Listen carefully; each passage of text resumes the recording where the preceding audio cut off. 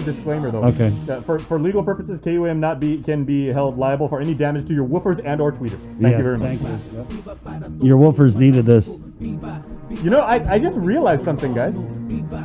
Hey, how are your woofers and tweeters, guys? I just had an epiphany.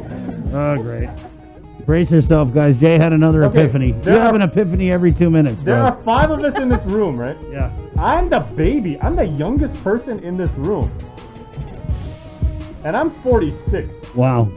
I'm the Kirita. Yeah, you are the Karita. Or Kiridu, I'm sorry. No. You can be the Karita. No, I'm sorry, Kiridu. Fine, bro. Whoops. No judging. Well. Yeah. Well, guys, don't be alarmed later on if you hear some explosions. It's not North Korea. You know, the missiles, every time they launch a missile, it's no immediate threat. But what it is Anderson Air Force Base, they're going to be explosionizing some things that they discovered. Was it like right after they bulldozed our ancestors, Bree, or is this not like part of the firing range? Is it another part? Imagine if that release came out. I was like, we discovered the ordnance while we was bulldozing your ancestors. Yeah, so that's going to happen mid-morning, guys. They're going to detonate some, I don't know if it's like World War II ordnance that they fought or found. So just a heads up on that. Okay, at 7:03, someone else who's about to just boom on this show here. Yeah, I no longer am the youngest one in the room. Right on. Tomas Manglona from the KUAM news team. Tomas is going to be doing he's coming back, first of all. Hey, Tomas! So we're so glad to have him come back. Great, really the future of journalism, you know what I mean?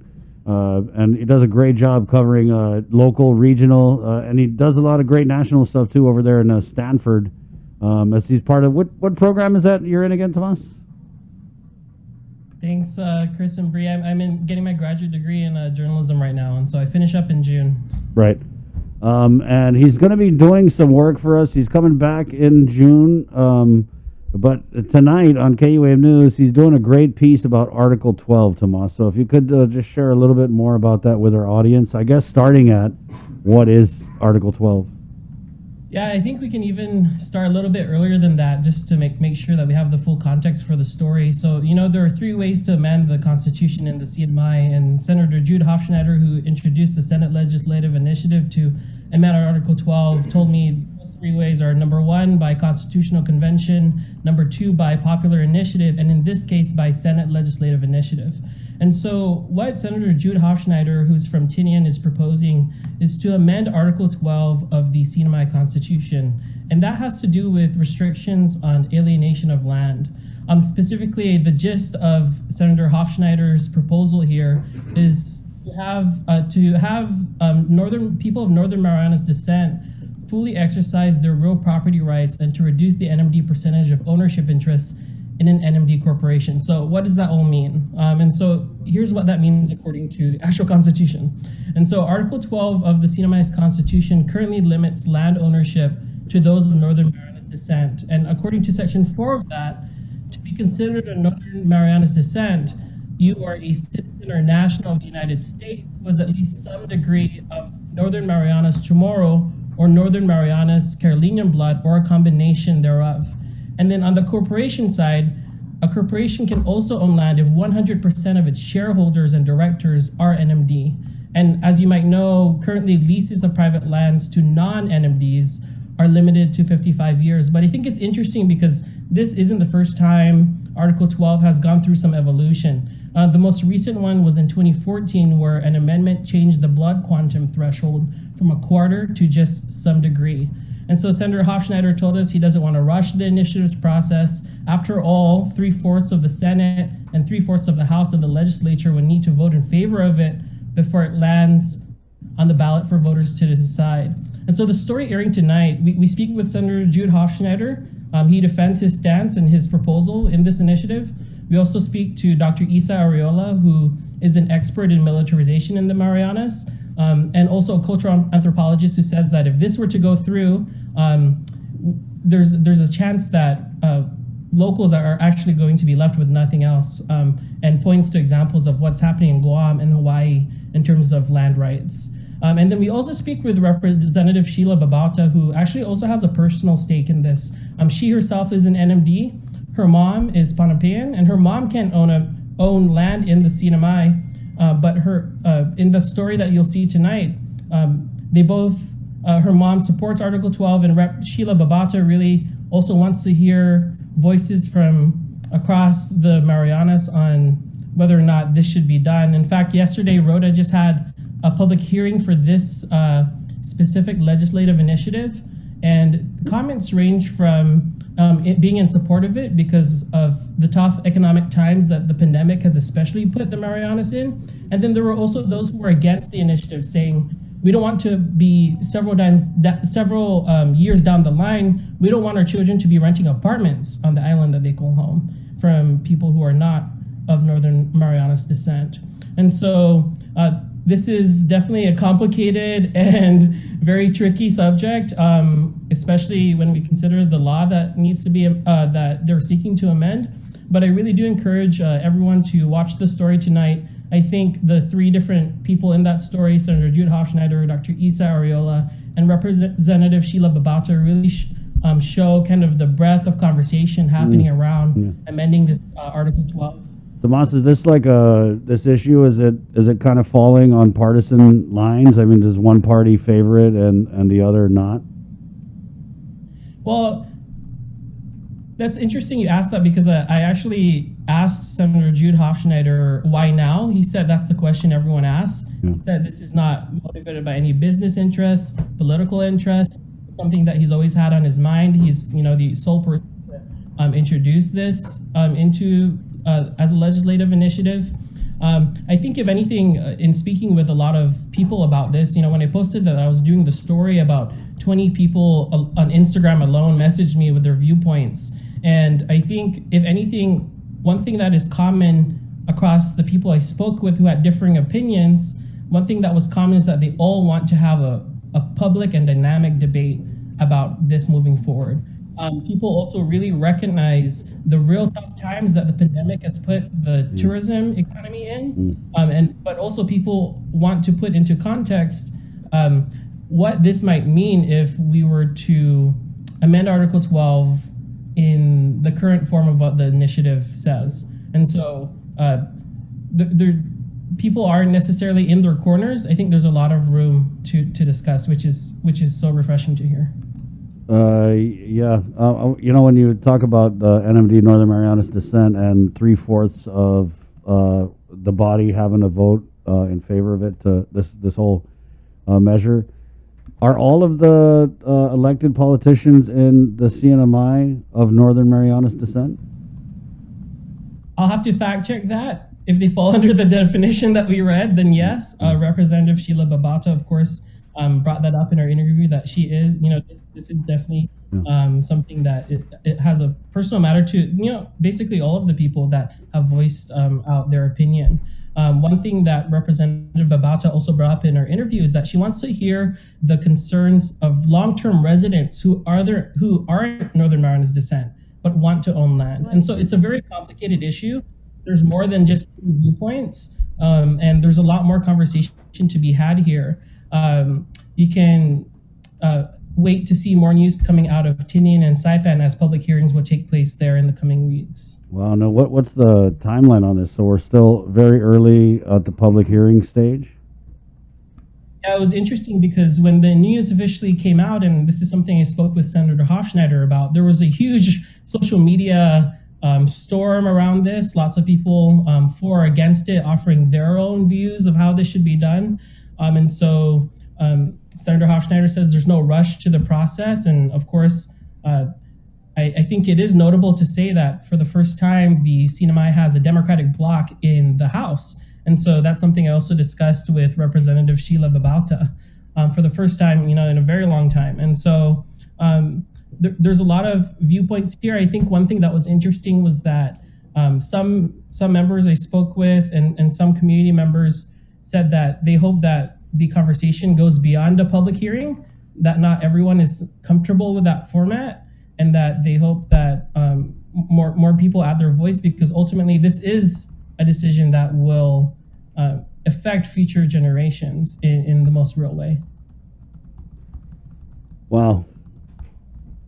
What about the governor? Where does he? I know we asked Kevin about it, and he kind of gave a kind of an open-ended answer. Where does Governor Ralph Torres stand on this whole issue? I didn't reach out to the governor for this story initially. I know that you and Bree asked the CNMI press secretary, Kevin Bautista, about it. For now, I want to do some follow-up stories focusing on what the youth might think about this. But I definitely know that it seems to be the way one of the interviewees put it is kind of the economy versus equality. Right. And I think one thing, again, what's refreshing about this particular story is that while there might be, some really opposing viewpoints, everyone encourages great public debate around this, and no one is just forcing their way in the conversation, which I think is will be interesting to watch over the next few weeks as more of these hearings are held. Yeah. Guys, so you can look forward to that tonight on the KUAM News Primetime broadcast. Is just looking at some of the clips that you sent in, Tomas. Really good stuff. Really looking forward to this. A very interesting debate, and I like that you had said that the NMI is looking at Guam as kind of like a cautionary tale, right? Because this isn't really just about, I mean, it is about land rights, but it's also about land ownership. And that's something that those who are against the initiative in its current form are, say repeatedly, that if this were to go through in its current form, we need only to look to Guam or Hawaii. So we're the bad example, basically. The activists, they want to prevent that situation from happening in the first place. You know what I'm a bit curious about, Tomas, is so we just had this whole thing with our Chamorro Land Trust where we had to go to the Supreme Court to defend it, and we're able to save the program by kind of finagling the definition of what a native inhabitant is. But is it because of you guys' different political status that you were able to have this Article 12, which, I mean, it's not a designation based on like a time or an event. It's really just blood, right? So it's almost like race-based, right? Oh, something that Dr. Ariola also mentioned to me was that the Constitution, the CNMI's Constitution specifically, the intent there is to promote self-sufficiency and prevent exploitation. And so the CNMI just recently celebrated Covenant Day, and so there's a lot to look at and reflect on. One thing that I did hear across the board from everyone was that this, as with any legal document, Constitution, it's something that, should be reviewed and revisited every now and then. And so I can say this, all of the youth who messaged me, teenagers to young adults, they all were against it. I heard from youth on Rhoda, Tinian, and Saipan who have a stake in this. And so I'm hoping to share some of their voices, but I do really encourage those who are part of the who are interested in learning more about this to watch the full story tonight, and then also take a look at the public hearings and Google CNMI Article 12, and there's a whole page dedicated to explaining what that is, because it is a hard topic, and it was really difficult to put the meaning of Article 12 into just 30 seconds of the story and then share. Yeah. And so I present the story with the hopes that people look at other sources of information to understand it completely as well. This is going up for a public hearing. I'm sorry, did you mention that? Yeah, he did. Yes. Yeah, when is it? Hearing, yesterday, and then Tinian and Saipan are next for their public hearing. Yeah, so basically, guys, and it's really neat how you said you interviewed a lot of the younger generation, and I feel like they have a stake in this because, I mean, growing up in NMI and being of NMI descent, that, okay, I can get the land. So they probably see this as like something that could jeopardize their future as indigenous landowners, right? Yeah, it's interesting. I'm interested to see how some of the language might change given the public hearings. Yeah. I would say watching the public hearing that happened on Rhoda through a Facebook live stream, that it seemed pretty evenly split in terms of who came up to talk. Yeah. And so it could sway in either direction. And so it ultimately, again, if it takes the Senate, it takes the House, and then it'll land on the ballot. Is there a Dave Davis in this whole issue over there, in the NMI, Tomas? Like someone who's just not of Northern Marianas descent, who's saying, "Hey, I should be able to buy land like anybody else." Well, there was a federal case in 2014 that everyone, whether or not you're an NMD or a non-NMD, they'll be able to vote on this issue. And so that is also, of course, part of the consideration for people who want to see this through to the end. And so, if I'm understanding it correctly, the case also said that a registry for NMD can exist, but cannot be used in terms of voting purposes, to verify anything. But if this were to end up on the ballot, everyone who's a voter in the CNMI would have a vote in this. Wow. We had a comment here from Chamarita Rages. Landowners are really voicing their concerns because it's one of the precious assets for islanders, Northern Marianas descent, that is to pass down land to their children. This is really interesting. Chris, that's exactly what was said by other people who were speaking out against Article 12, saying that the two people who spoke at the public hearing against the current Senate legislative initiative, just make my correction, they were speaking against the Senate legislative initiative. They both said, this isn't for us, this is for our children.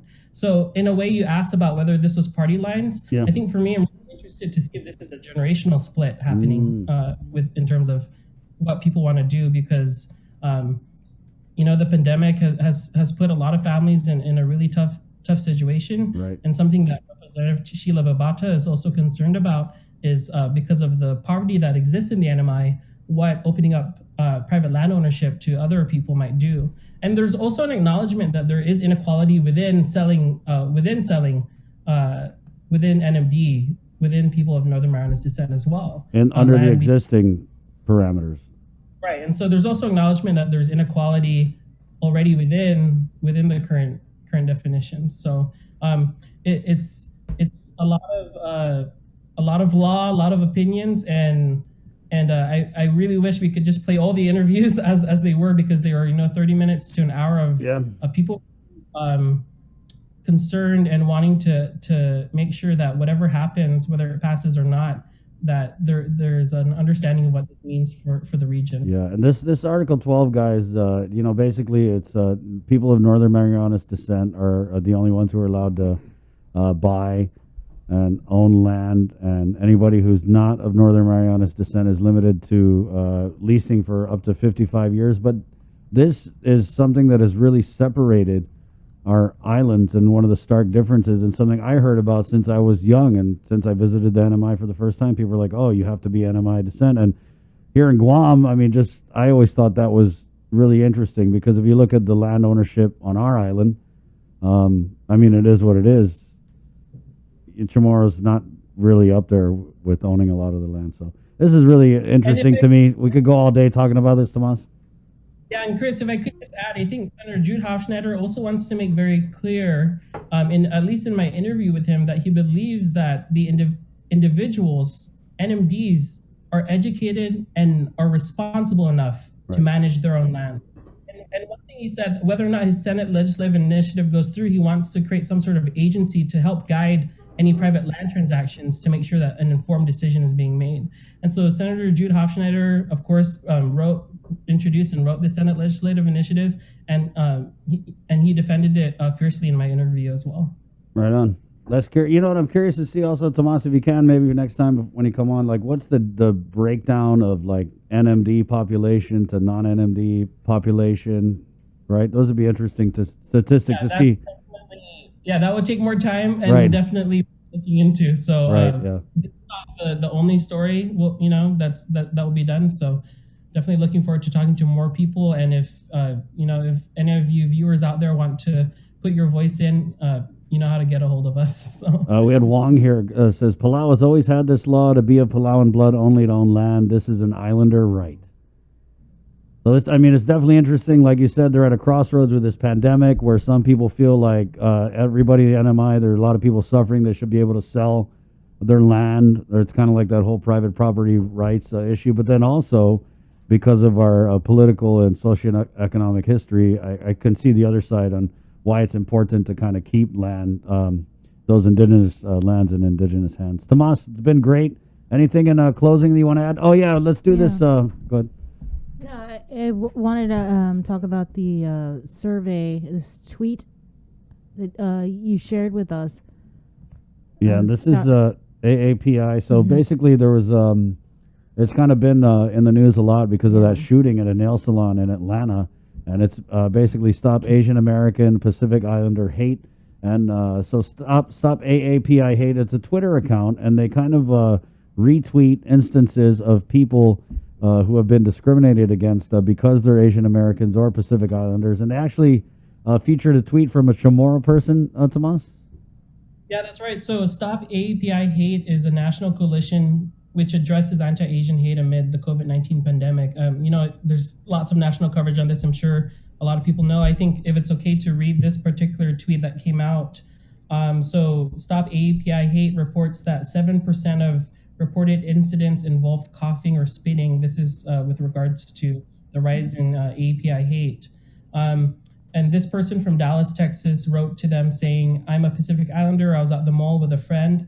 I was wearing a plumeria clip and was speaking Chamorro when a woman coughed and said, you and your people are the reason why we have corona. She then said, go sail a boat back to your island. And of course, that's from one person in Dallas, Texas, who reported this incident to the organization. And so I think it's interesting because I think there's growing up at home, you might not be as aware of the AAPI label, the Asian American Pacific Islander. I didn't even call myself that before coming out here to the United States.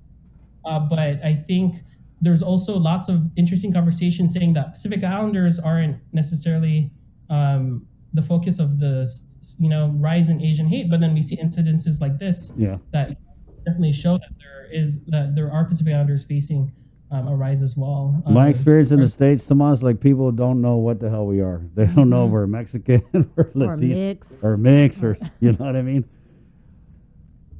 Yeah, and so unfortunately, when I saw that tweet, I went, wow, I didn't know what was happening to folks out here as well from who are Chamorro. Right. So, though, I also saw on Twitter, Tomas, is this debate from Pacific Islanders about being lumped in with Asian Americans. Yeah, that's the ongoing debate, especially when it comes to data and COVID-19 cases and things like that.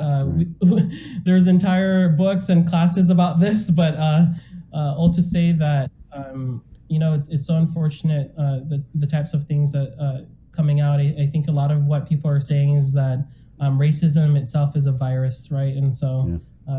In fact, I saw somebody tweeted that it was racist to put Asian Americans and Pacific Islanders kind of just in the one big group.